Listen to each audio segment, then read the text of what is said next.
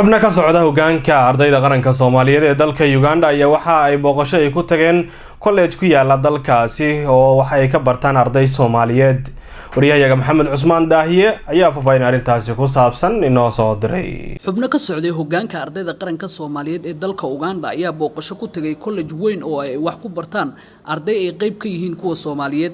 مسؤولينتني oo horkacay wakiilka ardayda qaranka Soomaaliyeed ee Uganda Cabduqaadir Cumar Cabdulla Fiidka ayaa waxa ay booqasho ku tageen macadka dhameystiran ee magaciisa loo yaqaan YMCA Buambo oo ay wax ku bartaan in ku dhow ilaa 50 arday oo Soomaali ah oo badankood halkani u jooga barashada luqadda Ingiriiska waxa uu ku yaala college-kani degmada Ukizo ee gobolka dhexe ee dalka Uganda.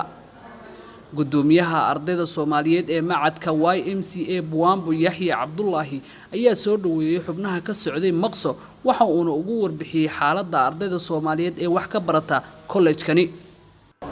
gudoomiye mar labaad iyo mar saddexaad ku soo dhawo YMCA Comprehensive Institute Buambo campus. waxaan aad ugu faraxsanahay booqashadaada.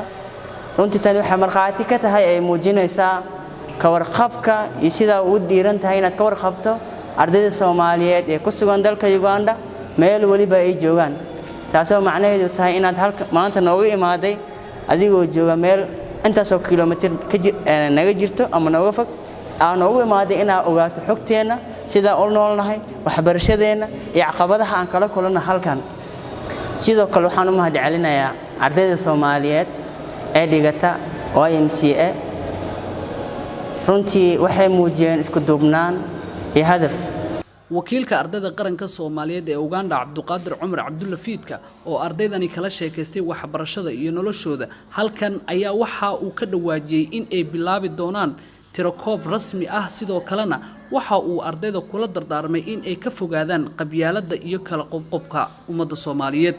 qorshaha waxyaalaha noogu jira waxa kamid ah inaynu sameeyno tirakoob rasmi ah oo ardayda Soomaaliyeed ee wax ka barata jaamacadaha ku yaala dalkan Uganda taasoo iyada naftirkeeda sahli karta waqtiga aynu doonayno in doorasho cod iyo qof aynu gaarsiino madaxweynaheena ama gudoomiyaheena ugu sareeya ee midowga ardayda qaranka Soomaaliyeed markaynu rabno inaynu doonano insha Allah taana waynu ka shaqeyn doonaa. dhibaatooyinka ugu badan hadda dalkan ardaydeena ku haysta waxa kamid ah qabyaaladii oo inta dalkii kala soo tagno qurbihii la nimid runtii waa wax laga wanaagsan yahay insha Allah waxa isku dayeena in sida ugu macquulsan ugu shaqeyno sidii ardayda Soomaaliyeed runtii arintaasi looga wacyi gelin lahaa.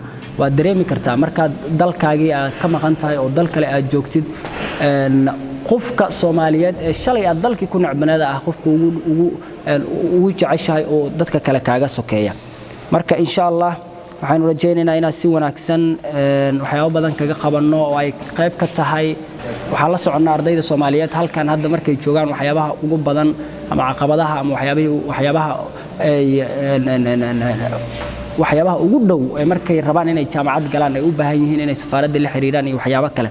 waxaynu ka shaqeynaynaa haddii Allah awood laga helo inaynu wax badan ka qabanno ama wax badan isbedel wanaagsan aynu ka sameeyno markaad la tacaamuleysaan safaaradda waad rabtaan inaad aadaan high commissionka insha Allah haddii Allah awood laga helo. ugu dambeynna qaar ka mid ah ardaydani ayaa waxa ay ka hadleen dareenkooda ku aadan booqashada halkani ay ku yimaadeen midowga ardayda qaranka Soomaaliyeed ee Maqso. salaamiya markii koowaad ardayda Soomaaliyeed ee saldhigano oo xarunta saldhig wax isla barano maadaama ay yihiin ardayda Soomaaliyeed waxaan marka xigtan salaamaya gudoomiyaha ardayda qaranka midowga oo mar dhow la soo magacaabay walaalkeena Cabduqaadir Fiidka. waxaan kaloo salaamaya gudoomiyaha Yahya Cabdullaahi Bariise oo kamid ah gudoomiyaha ardayda. waxaan leeyahay kullee yani alxamdulillah ardayda meesha ka bartaan kamid ahay waxaan leeyahay walaalay Soomaaliyeed waxaan leenahay marka qurbaa joogno aadan isku jecelnahay wadankeena markaan ku laabano aadan isku jeclaano. waxaan kaloo mahadcelinayaa dawladda Soomaaliyeed oo naga warqabto oo noohay maadaama wadanka ka baranay noo soo magacaawday qof xaaladeena iyo dhibaatadeena iyo waxa meesha nagu hayaan u sheegan karno marka waan u mahadcelinayaa. waxaan maanta soo dhaweynaynaa walaalkeen Cabduqaadir Cumar Cabdulla Fiidka oo ah gudoomiyaha midowga ardayda Soomaaliyeed. waxaan leenahay aad u mahadsan tahay maadaama aad nagu soo booqatay YMCA ka warqabidda aan naga warqabtayna waan kaaga mahadcelinaynaa runtii taas waa arrin lagu farxo waxayna dhiirigelin u tahay ardayda kale ee Soomaaliyeed runtii mana hilmaami doono waxaan mar kale ku dhahaynaa soo dhawaaw Maxamed Cismaan Daahiye